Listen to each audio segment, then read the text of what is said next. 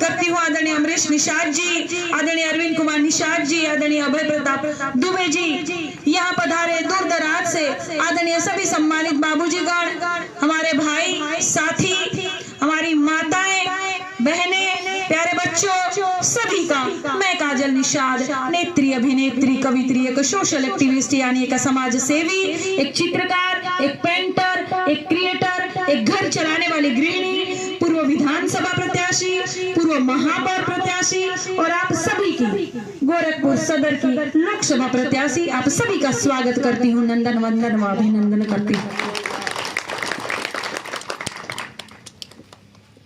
सर्वप्रथम अपने राष्ट्रीय अध्यक्ष आदरणीय माननीय अखिलेश यादव जी का मैं कोटि कोटि धन्यवाद करती हूँ कि उन्होंने मुझे लोकसभा सदर की प्रत्याशी घोषित किया है। मैं उनका कोटि कोटि धन्यवाद करती हूँ। उनके द्वारा पीडीए पंचायत हर जगह, गांव में, चक्की चौराहा, गलियों में इस तरह से नुक्कड़ सभा हम सभी लगाते हैं। पीडीए जन पंचायत का कार्यक्रम चला रहे हैं क्योंकि ये बहुत जरूरी हो गया है। आप सभी को, नथुआ ग्रामजनों को मैं पूछना चाहती हूँ कि 10 साल मोदी जी की सरकार के हो गए केंद्र में न भैया, और 7 साल हो गए योगी जी के सरकार के। तो मैं आप लोगों से पूछना चाहती हूँ कि पढ़वैया लइका लइका तो होई घर में, कितना के सरकारी नौकरी मिलल बा? मिलल बा? एक को हाथ नहीं उठाता, नहीं मिलल बा चाची, नहीं मिलल तो 15 लाख तो आए गए होई, खाता में आ गए 15 लाख हैं। तो गैस तो दाम कम हो ही गए होई, गैस के दाम 300 रुपया हुई ना, कितना 1000 1200 यह बतिया बा।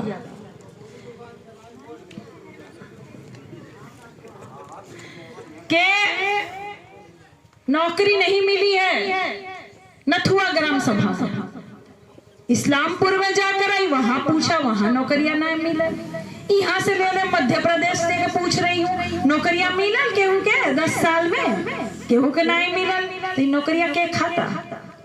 कौन खा रहा है आपकी नौकरियां? ये बात को समझने की जरूरत है कि मोदी जी कहले रहलन 1 साल में 2 करोड़ रोजगार मिली, 1 साल में 2 करोड़ नौकरियां मिली, 15 लाख आई खाता में, 2022 से पहले पक्का मकान हो जाए, किसान के आय दुगना हो जाए, 100 स्मार्ट सिटी बन जाए। कहाँ बा? ये सब वादा है, ये सब जुमला है। इसीलिए पीडीए बहुत जरूरी है। पीडीए का अर्थ होता है PDA, पी माने पिछड़ा, डी दलित, ए माने अल्पसंख्यक मुस्लिम भाई, ए माने अगड़ा, ए माने आधी आबादी माने महिला, ए माने आदिवासी, ए में सभी सम्मानित है, सभी जैन धर्म के, बौद्ध धर्म के, ईसाई धर्म के, इसमें सभी लोग, सभी वर्ग के लोग सम्मानित हैं। पीडीए एक लोकतांत्रिक जनबंधन है जो सदियों से प्रभुत्ववादी शक्ति ने आप सभी के ऊपर जो कब्जा जमाया हुआ है, गुलाम बनाया हुआ है, आपको दलित और पिछड़ा रखा हुआ है, सदियों से हक और अधिकार से वंचित रखा हुआ है, उन सब की लड़ाई लड़ने का एक कारगर हथियार है पीडीए। इसीलिए हम सब आप सभी के बीच में आते हैं और एक अपील करते हैं कि मैं लोकसभा की प्रत्याशी घोषित हुई हूँ, मेरा साथ दीजिए। आप लोगों का साथ चाहिए। जैसे अभी पैर में तकलीफ है तो मैं चल रही हूँ लाठी के सहारे से, तो गोड़वा सूज गए बा, तो व्हील चेयर भी खरीद लिया है। मैं चलने के लिए ही जानी जाती हूँ आप लोगों के बीच में, हक अधिकार की लड़ाई लड़ने के लिए ही जानी जाती हूँ। मुझे कुछ रोक नहीं सकता है, चाहे एक गोड़ की हड्डी टूटे, चाहे 2 गोड़ की टूटे, फिर भी आप लोगों के लिए चलूंगी, क्योंकि मेरे खून का कतरा कतरा आप लोगों को काम आएगा। नहीं तो कोनो चीज का कमी नहीं है। जितना विधायक मंत्री बना के बैठे हैं उतना हम छोड़ के आ गए हैं, उतना हम छोड़ के आ गए हैं। किसी चीज का कमी नहीं था, ऐसो आराम वाली जिंदगी जी रहे गई थी। चाहती तो मैं भी अच्छे से ऐशो आराम की जिंदगी जीती, लग्जरी गाड़ी में घूम रही थी, कोनो दिक्कत था क्या? लेकिन एक दिल में तकलीफ है कि दलित पिछड़ा समाज के जो लोग हैं, अल्पसंख्यक समाज के जो लोग हैं, ये वंचित है अपने अधिकारों से। अगर मुझे बोलना आता है, मुझे लड़ना आता है, तो आप लोगों के लिए क्यों नहीं लड़ूंगी? क्यों नहीं अपनी सुख सुविधा छोड़कर आप लोगों के बीच में आ जाती हूँ? और मैं आ गई हूँ, 2012 से लड़ रही हूँ, 22 लड़ी, 23 लड़ी, 24 में भी लड़ रही हूँ। कौन लड़ता है जी? 3 साल में 3 बार कौन लड़ता है? कोई खड़ा हो पाएगा एक बार हारने के बाद? कोई खड़ा हो पाता है? प्रधानी कोई हार जाता है दोबारा जल्दी खड़ा नहीं हो पाता है। मैं लगातार बड़े बड़े चुनाव लड़ने के बाद, और इस सरकार ने जो धांधली किया है, महापौर चुनाव में आपकी बहन बेटी काजल निषाद चुनाव जीत गई थी, लेकिन जैसे आज स्वर्गीय जमुना निषाद जी के साथ धांधली की थी, लाइट बंद करके हमारे आदरणीय योगी जी ने जो धांधली करने का काम किया था, वही आपकी बहन काजल निषाद जी के साथ हुआ। लाइट बंद करके 1 लाख वोट की बढ़ोतरी भारतीय जनता पार्टी की सरकार में जो प्रत्याशी थे उनकी कर दी गई, और हमको धांधली के तहत हराया गया। कितने लोग जानते हैं धांधली हुआ था महापौर में? लगभग सभी लोग जानते हैं, क्योंकि बड़ा वीडियो वायरल हुआ था। हम जाके अधिकारियों से लड़े थे, आप लोगों के हक और अधिकार के लिए लड़े थे। मैं चाहती तो टूट जाती, घर में बैठ जाती, अपनी ऐश्वर्य वाली जिंदगी में वापस चली जाती, लेकिन नहीं, मैं फिर खड़ी हुई हूँ कि लगातार आप लोगों के लिए लड़ूंगी। प्रेरणा तो जमुना निषाद जी है ना? अरे लगातार लड़े थे आप लोग के लिए, लगातार 8 चुनाव है और 9वां जीते थे। 8 चुनाव लगातार हार के फिर भी खड़े नहीं हो, तो रुके नहीं, घर में रहे नहीं, लगातार आप लोग के लिए चलते थे।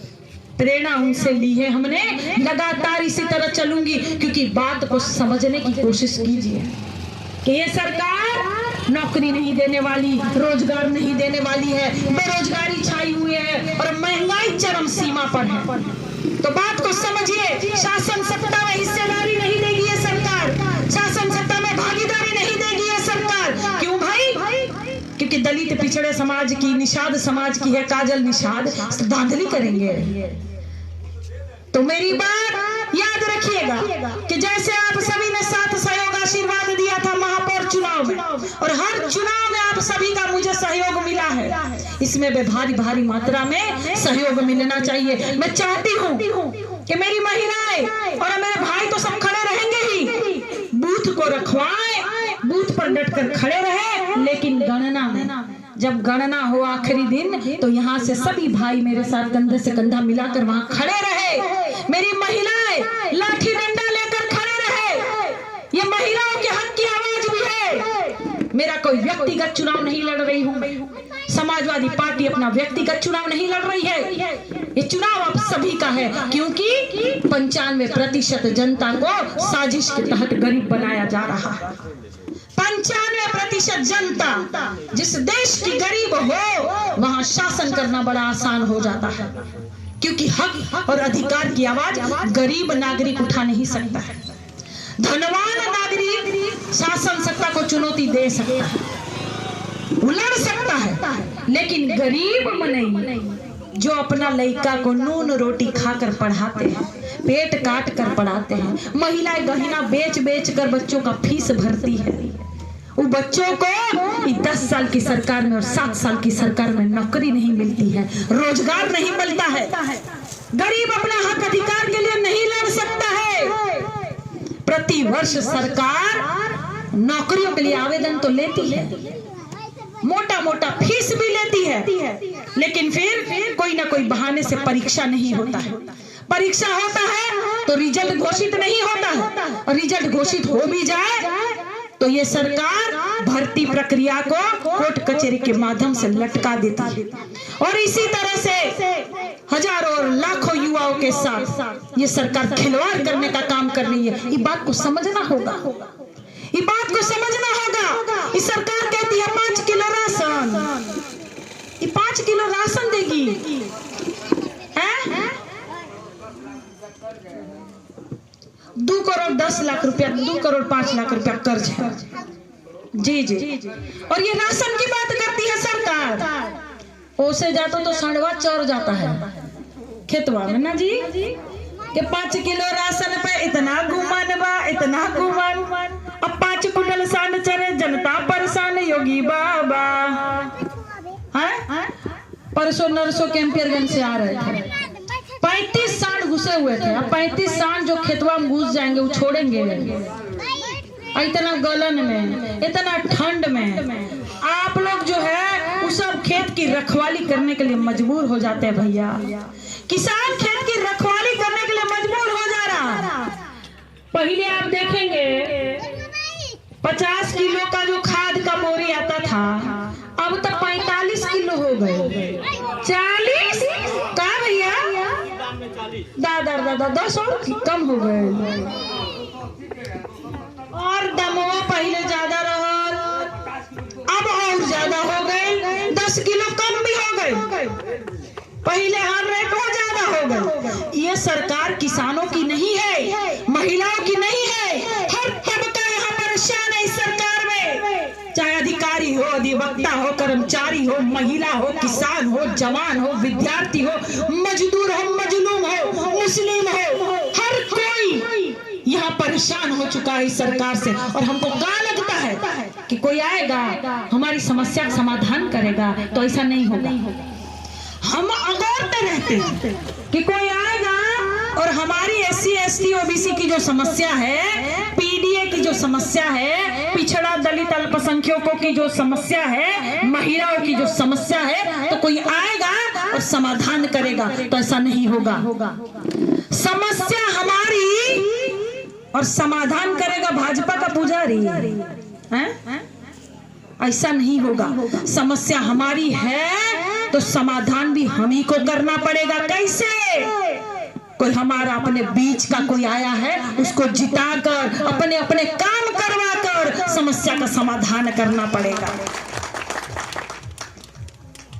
मान्यवर कांशीराम जी कहते थे कि जो जाति के लोग शासन सत्ता में रहते हैं उन पर अत्याचार नहीं होता है, जुल्म नहीं होता है, उनकी आवाज उठाई जाती है, उनकी समस्या का समाधान होता है।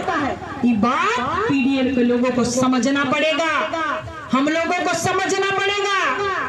जैसे हम लोग पंगत में बैठते हैं भैया, पंगत में खाना खाने बैठते हैं ना, तो उसमें कोई अपना कोई गांव का रहेगा, कोई लड़का तो कहेगा पूड़ी ले लीजिए, अरे दाल ले लीजिए, अरे भैया रोटी ले लीजिए, कहता है ना, पूड़ी पूड़ी पूड़ी करता है ना। तो हमको कोई पहचानेगा तो क्या कहेगा? अरे बहनी पूरी ले लो, अरे गरम बा, अरे नरम बा, अरे तनी दूठो ज्यादा खा लो हो सखी, कहेगा ना। अपने बीच का कोई होगा 2 पूरी ज्यादा देगा। तो दलित पिछड़े अल्पसंख्यकों की सरकार बनेगी तो अपने अपने हिसाब से, अपने अपने योग्यता के अनुसार जो पढ़वैया लड़का लड़की है उनको नौकरी भी मिलेगी। ये बात को समझिए। कोई अपना होगा 2 पूरी ज्यादा देगा, कोई अपना होगा तो आवाज उठाएगा। बाकी बाहरी को जिताने की कोई जरूरत नहीं है। आपके जो सांसद जी है, ऐसा कि देख ले हो कौन है आपके सांसद?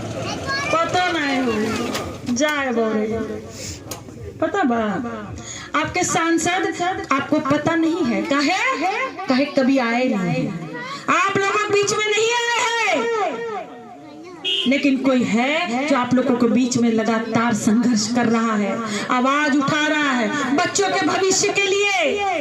ये बच्चे कल का भविष्य है, बात को समझिए, मेरा साथ दीजिए। कोई कितनी बार लड़ेगा, कोई कितनी बार लड़ेगा। और एक बात आप लोग कान खोल कर सुनिएगा, राजेश भैया थोड़ा एक बात ध्यान से सुन लीजिए, वो बच्चे भी सुन लीजिए। एक बात जरा ध्यान से सुनिएगा कि जैसे ये भारतीय जनता पार्टी की सरकार हर बार धांधली कर रही है, हर बार घोटाला कर रही है, तो 2024 के बाद भारत में कोई चुनाव नहीं होगा। ये आखिरी चुनाव होगा, बात को समझ लीजिए। ये आप लोगों का आखिरी चुनाव होगा भारत का। कोई आपको समझाने नहीं आएगा, कोई आपके लिए लड़ने नहीं आएगा, आपके हक अधिकार कौन बताएगा? मंच नहीं लगेगा। कोई नेता ही नहीं आएगा। भारतीय जनता पार्टी वाले सीधा कहेंगे क्या फलाना आई तुहार विधायक बा, आई तुहार सांसद बा, क्या करोगे? बाबा साहेब ने संविधान में अधिकार दिया है, हक अधिकार दिया है, हम अपने नेता चुन सकते हैं। बड़े नेता कहते हैं कि सरकार उलट पुलट होनी चाहिए, बदलते रहना चाहिए सरकार को। आप लोग सोचिए, पार्षद भारतीय जनता पार्टी के, महापौर भारतीय जनता पार्टी के, विधायक तो भारतीय जनता पार्टी, सांसद तो भारतीय जनता पार्टी, मुख्यमंत्री, प्रधानमंत्री सब भारतीय जनता पार्टी के। आपका कौन है जी? कौन है आपका? कौन है जो आपकी आवाज उठाएगा? एक तो नेता विपक्ष में होना चाहिए ना, एक नेता तो विपक्ष में होना चाहिए जो आपके हक अधिकार की आवाज उठा सके, आपके बच्चों के भविष्य उज्जवल कर सके, महिलाओं की आवाज उठा सके। एक नेता ऐसा होना चाहिए। तो बात को समझिए, ये आपको ललचवाएंगे, राशन की बात करेंगे, लेकिन आपको शासन नहीं देंगे। ये आपको राशन देंगे लेकिन शासन नहीं देंगे, शासक नहीं बनाएंगे, राजा नहीं बनाएंगे, हुक्मरान नहीं बनाएंगे। तो इस बात को समझिए, कोई आया है, कोई लड़ रहा है, सड़क से लेकर संसद तक की आप लोग की आवाज उठा सकता है, तो हमारा साथ दीजिए, सहारा दीजिए।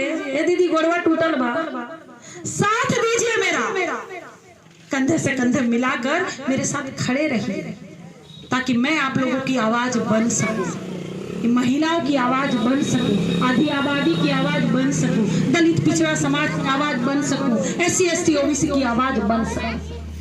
मुझे इतने प्यार से और ध्यान से सुनने के लिए बहुत बहुत धन्यवाद। लगातार चल रही हूँ, लंबा क्षेत्र है, 5 विधानसभा आएगा। आप लोगों के जहाँ जहाँ संपर्क हो गया बताइएगा। कैंपियरगंज पड़ेगा, पिपराइज पड़ेगा, ग्रामीण पड़ेगा, सहजनवा पड़ेगा, शहर भी पड़ेगा। जहाँ जहाँ अपने लोग हो वहाँ वहाँ फोन घुमाने की जरूरत है कि इस बार काजल निषाद आई है, उसी को हम वोट देंगे। हम अपनी खुद की सरकार बनाएंगे, हम अपना खुद का सांसद बनाएंगे, ताकि हम लोग की सुनवाई हो सके। नहीं तो बाबा दरबार लगा बैठे हैं, जनता दरबार, कोई जाता है सुनवाई होता है?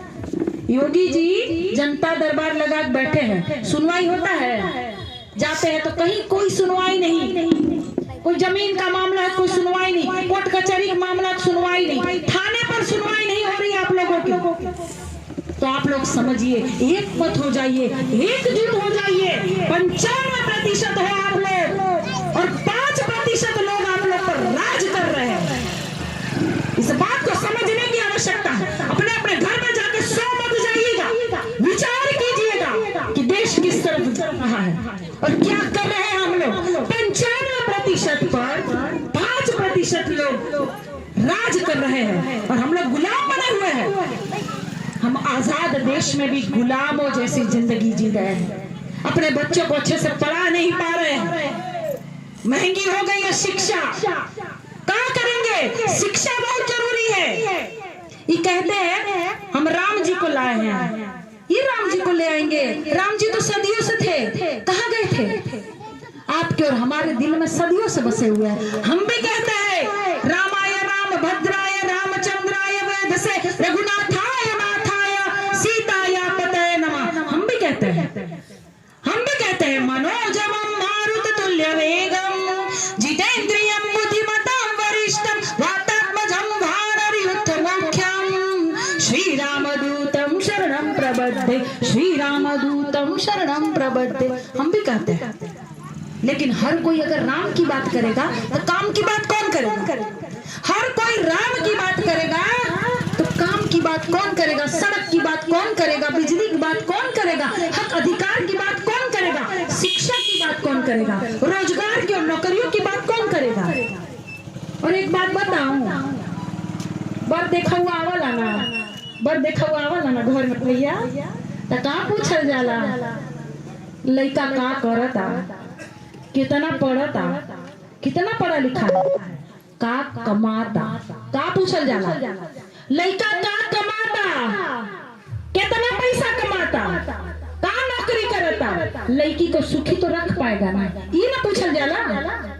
बर देखा हुआ वाला तो का पूछल जाला, ये ना पूछल जाला कि ये पूछल जाए कि लड़का कितना कावड़ ढोबले बा, कितना राम नाम करता, कितनी बार अयोध्या गया है, कितना गंगा स्नान करता, कितना जाके कुंभ मेला में नहान करता, ये पूछा जाए क्यों? बार देखवा में ये पूछला, शिक्षा पूछल जाला, कमाई पूछल जाला, नौकरी पूछल जाला, रोजगार पूछल जाला, ये बहुत जरूरी बा, शिक्षा बहुत जरूरी बा। राम जी का नाम लीजिए, सुबह पूजा कीजिए, पाठ कीजिए, उसके बाद क्या करेंगे? काम खोजेंगे ना, कमाई खोजेंगे ना, तो कमाई तो नहीं दे रही है सरकार। तो ये बात को समझने की जरूरत है, ये बात को समझने की जरूरत है। सरकार कहां लेके जा रही है आप लोगों को? आजाद देश में गुलाम बनाना चाह रही है आप लोगों को। अंग्रेजों से भी खराब है, अंग्रेज दूसरे थे, पराए थे, ये अपने लूट रहे हैं।